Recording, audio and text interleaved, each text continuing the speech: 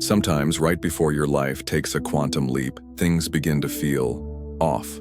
Not in the dramatic, chaotic way movies might show it, but in a subtler, stranger way.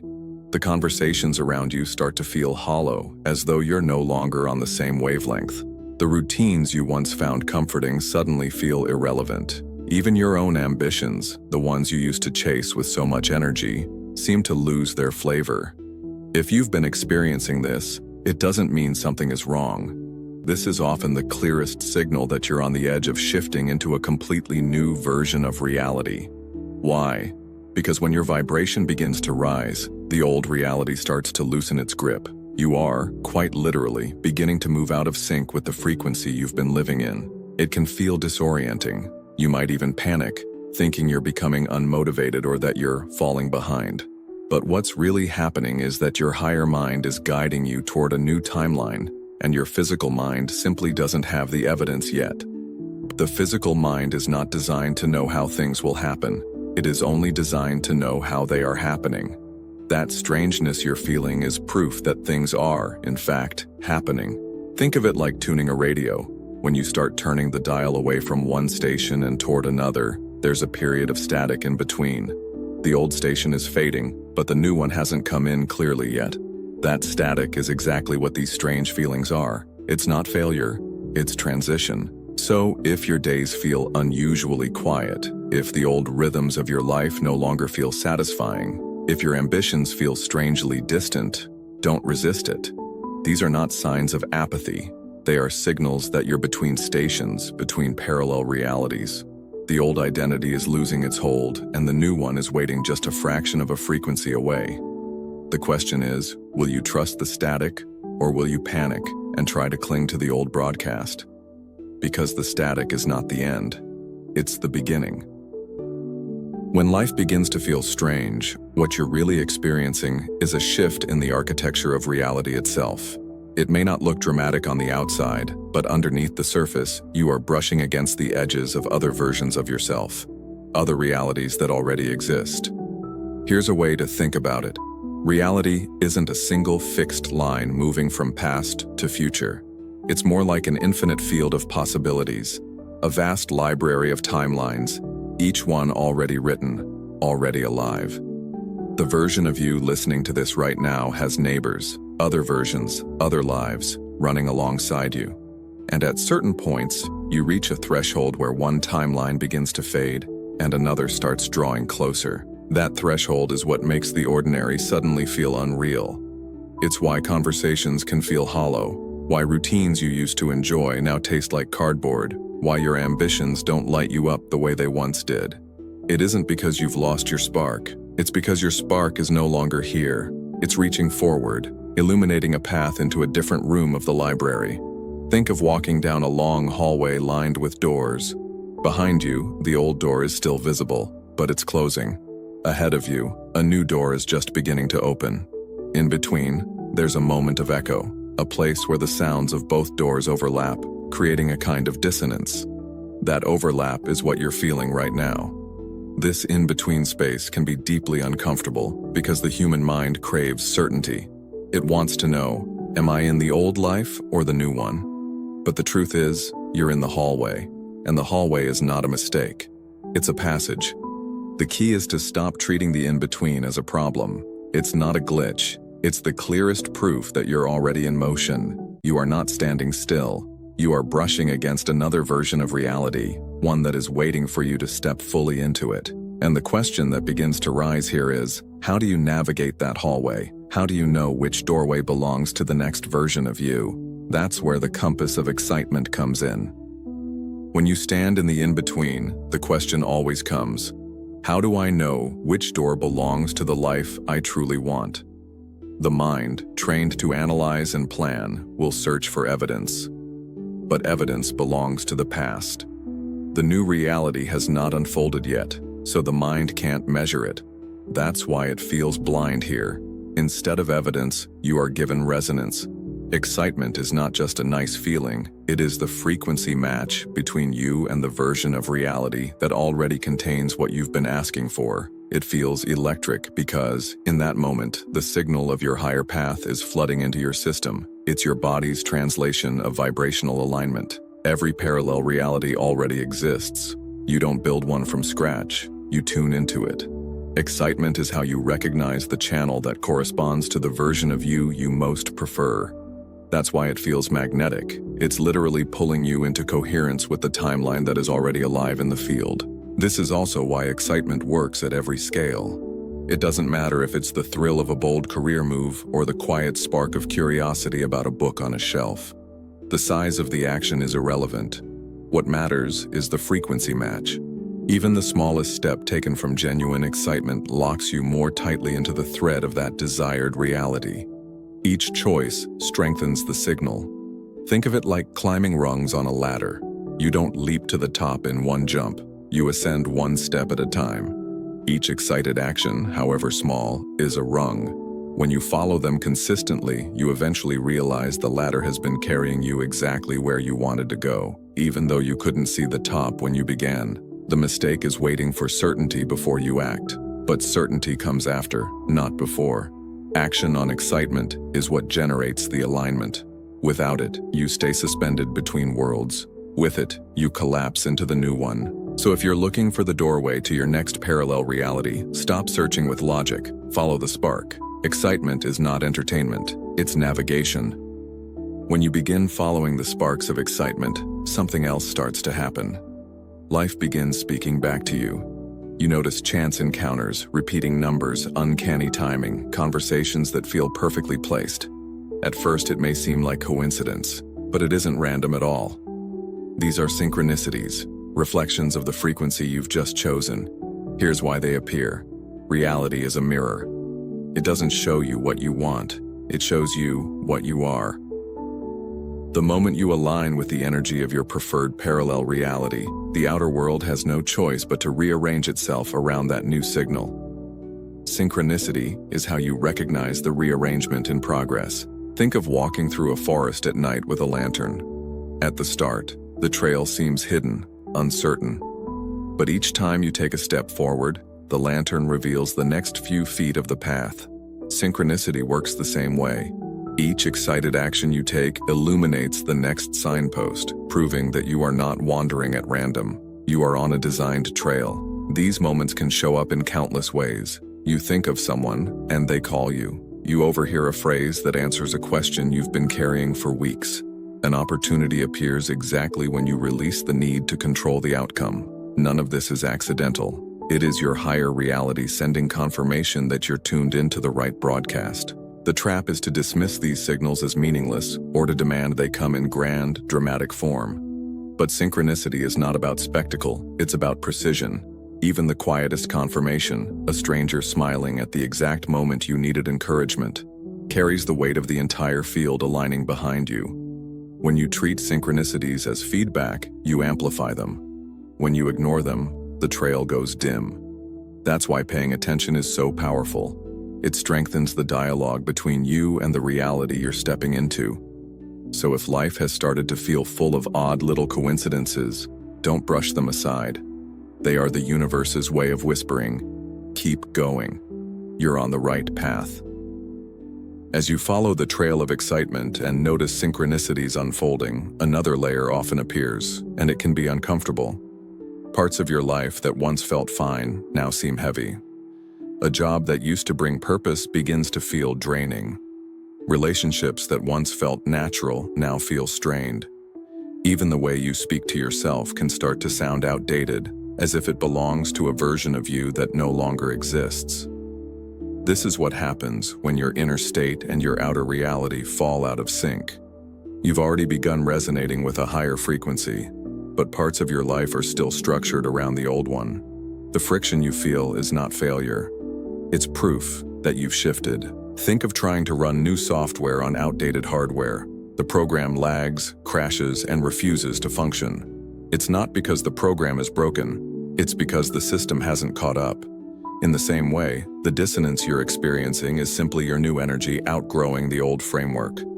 Many people misinterpret this stage. They panic and assume something has gone wrong. They scramble to fix the old job, repair the fading relationship, or reignite ambitions that no longer excite them. But trying to restore what's falling apart is like patching a sinking boat instead of stepping onto the new one waiting beside it. It only delays the inevitable. The mismatch is not here to punish you. It's here to make the choice undeniable. The parts of your life that no longer belong are surfacing so you can release them, clearing space for what does. Without that friction, you might never realize how misaligned the old path had become. The key here is to ask a different question. Instead of, "How do I get this back to the way it was?" try asking, "What new space is this opening for me?" That single shift in perspective transforms resistance into receptivity. You stop clinging to what's leaving and start leaning into what's arriving. This is the stage where courage matters. You can't drag the old frequency into the new timeline. The more you try, the heavier it feels. The more you release, the faster you align. The mismatch isn't a problem. It's the sign you've already begun the leap. When you begin stepping into a new reality, the first place the shift shows up is inside you. Your emotions start to swing more wildly than usual. One moment you're filled with hope and certainty, convinced that something extraordinary is unfolding. The next, you're clouded with doubt, second-guessing yourself, wondering if you've made it all up. This back and forth can feel exhausting, but it's not a flaw. It's the natural vibration of a system in transition. You are flickering between two states of being, the old version of you and the new. It's like standing with one foot on each of two boats drifting apart. Until you commit to one, you feel the tension of being pulled in both directions. In physics, this is called superposition, the strange state where multiple possibilities exist at once until one becomes real. That's what's happening in your emotional body. Hope and fear are both alive, both competing for your attention. The stronger the oscillation, the closer you are to collapse, the moment when one timeline becomes the only one. It's easy to misinterpret this stage. Many people believe that if doubt or fear still arises, it means they're failing or moving backward. But turbulence doesn't mean the plane isn't flying. It means you're moving through new layers of atmosphere, adjusting to an altitude you've never traveled before. The real question isn't whether doubt will appear, it will. The question is, how do you respond to it? If you panic and cling to the old timeline, you delay the shift. If you observe the emotions without judgment, allowing them to rise and fall like waves, you stabilize the signal. This is why neutrality is so powerful here. Joy, excitement, fear, uncertainty, all of them are just energy currents passing through your field. None are wrong. They're simply indicators of where your focus is in that moment. The more you see them as signals instead of obstacles, the faster they settle into coherence. The flicker is not proof you're stuck. It's proof you're in motion. The storm inside you is evidence that your system is recalibrating to hold a new frequency. And the moment you stop fighting the waves, you find yourself carried smoothly into the reality that was waiting for you all along. As you approach the threshold of a new reality, the universe often gives you one last test. Old patterns, triggers, and fears reappear, not to punish you, but to ask the most important question. Are you going to respond as the old self or as the new version of you? It may come in many forms. An argument that echoes an old relationship dynamic, a financial worry that stirs the same panic you thought you'd overcome, a friend or family member pressing the same button that once made you collapse into self-doubt. These experiences are not random. They are the universe holding up a mirror, showing you the vibration of your past and asking, do you still want to live here? This is the final test before the leap. The challenge is not about the situation itself, but about your response. If you meet the moment with the same reactions, fear, scarcity, anger, you signal to the field that you are still aligned with the old timeline. But if you choose differently, if you respond with the presence, trust, and clarity of your new self, you collapse the old probability and lock in the new reality. Think of it like standing at a doorway with two keys in your hand. One key opens the past, the other opens the future. The universe hands you familiar circumstances, then steps back to see which key you'll use. Many mistake this stage as regression, believing that if the old issues reappear, it means they've failed. But the truth is the opposite. The very fact that these patterns resurface is proof that you've moved forward far enough for them to be cleared. You can't be tested on something you haven't already begun to outgrow. The question is simple but profound. Who are you going to be in this moment? The old self, who reacts from fear, or the new self, who responds from alignment? Every choice is a declaration. Every response is you casting your vote for the timeline you wish to inhabit. So when the universe places the old mirror in front of you, don't resist it. See it as your final exam. This is your chance to prove, not to anyone else, but to yourself, that the old identity no longer runs your life. Choose as the new self, and the door to your parallel reality swings open. When the test has been met, when you've chosen to act as the new version of yourself instead of the old, something remarkable happens. The turbulence quiets, the friction eases. You wake up one day and realize that the weight you carried has simply dissolved. What once triggered you no longer has power. The fears that used to feel so loud now feel irrelevant, like echoes from a story that no longer belongs to you. This is the arrival. And the reason it often goes unnoticed is because it doesn't feel dramatic. It feels natural. That's the paradox of a true shift. When you finally step into the new timeline, it doesn't feel like a breakthrough. It feels like home. Think of an electron jumping to a higher orbit. In physics, the transition happens instantly. There's no halfway point, no long climb. One moment it's here, the next it's there. In the same way, when you collapse into your chosen reality, it doesn't announce itself with fireworks. It simply becomes the only version of life you can imagine. This is why many people miss the significance of their own leap. They expect fanfare, dramatic signs, or some unmistakable moment of revelation. But the true marker is peace. The true sign is how natural it feels to inhabit the new you. What once required effort now flows without strain. The thoughts, habits, and choices of this identity no longer feel like work. They feel like your default setting. You'll also notice life reflecting this quiet shift back to you. Conversations flow with ease. Opportunities appear without struggle. Decisions that once left you paralyzed now feel obvious. Even the smallest moments, waking up lighter, feeling calm in situations that once brought chaos, become proof that you've arrived. The danger here is doubting the arrival because it feels too subtle. But remember, drama belongs to the old timeline. The new one is about coherence. It doesn't need to shout. It simply is. So if you find yourself at peace where you once felt restless, if you notice clarity where you once felt confusion, don't overlook it. That is the reality you've been calling in. The quiet arrival is not less powerful than the leap you imagined. It's more powerful because it's permanent. Once you've arrived in the new reality, your task is no longer to chase, search, or prove. Your task is to live, to embody the frequency of the version of yourself you've just stepped into until it becomes unshakable. This is where many people slip. They experience the peace of arrival but then doubt it because it feels too ordinary. They go back to poking at the field, testing it, asking for more signs, or even resurrecting old habits just to check if the shift was real. But the moment you do that, you begin tuning back to the old broadcast, not because the new reality has vanished, but because your focus has. Embodying the shift means choosing the new identity every single day until it no longer feels like a choice. It's automatic. It's who you are. That doesn't mean forcing yourself into perfection. It means remembering that every thought, action, and decision is a vote for the version of you you wish to sustain. When you act as if the leap has already happened, the universe has no choice but to mirror it back to you. This stage is less about effort and more about coherence. Instead of asking, "Did it work?" you begin asking, "How do I live fully as this version of me?" Every step you take from that mindset reinforces the stability of the new timeline. You'll notice life responding in kind. Opportunities align more effortlessly. The right people appear at the right time. Even challenges arrive differently. They no longer knock you off center the way they once did.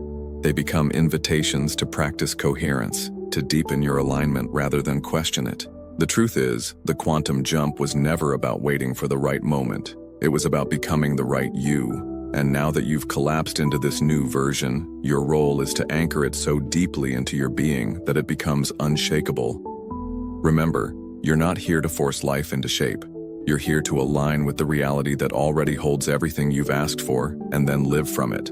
The more you embody this truth, the more natural it feels, until one day you realize you haven't just shifted. You've made the shift your home. There comes a moment in every journey where the searching ends. Not because the world has changed overnight, but because you have. You've walked through the strange silence, navigated the hallway, followed the sparks of excitement, trusted the trail of synchronicity, faced the mismatch, survived the flicker, and passed the mirror. You've arrived. And now the question shifts. It's no longer, when will the leap happen? It's, what will I do with the life I've stepped into? This is the invitation of the new reality. It doesn't ask for struggle. It doesn't demand proof. It only asks for presence. To live fully as the version of you who no longer doubts, no longer waits, no longer bargains with the field. To live as the one who trusts that alignment is enough. You may notice that the path forward looks simpler than you imagined. That's not because you've lowered your expectations. It's because you've raised your frequency. What once felt like obstacles now dissolves. What once seemed impossible now unfolds with ease. The climb has transformed into flow, and that flow is the confirmation that you are finally home. But here's the deeper truth. The leap was never about escaping your old life. It was about remembering your power to choose presence over fear, to choose clarity over confusion, to choose alignment over struggle. Every reality already exists. The only question is, which version of you are you willing to embody right now? This is where you reclaim your authorship, no longer at the mercy of circumstances, no longer waiting for permission, no longer doubting whether you are enough. You know now that reality bends to the frequency you hold, that your joy, your curiosity, your excitement are not luxuries. They are instructions to the universe. They are the map that shapes the path ahead. So live boldly in this new timeline. Wake up each day as the version of yourself who has already crossed the threshold. Let your choices reflect the confidence that the leap has already happened. Let your actions be proof that you no longer question your worth, your path, or your alignment. And when challenges come, and they will, see them not as threats, but as invitations. Invitations to stand even more firmly in the new identity. Invitations to respond with coherence, to anchor your frequency more deeply, to prove once again that you will not return to the old shore. The quiet arrival is behind you, the embodiment is now, and the expansion is limitless. Because the moment you realize you've shifted once, you also realize you can shift again and again into any version of reality you choose. There is no ceiling. There is only the next timeline waiting for you to say yes. So stand tall in the life you've chosen. Live as the new you. And remember, the universe has already aligned itself to mirror your being. All that's left is to step forward, breathe deeply, and claim the reality that was always yours.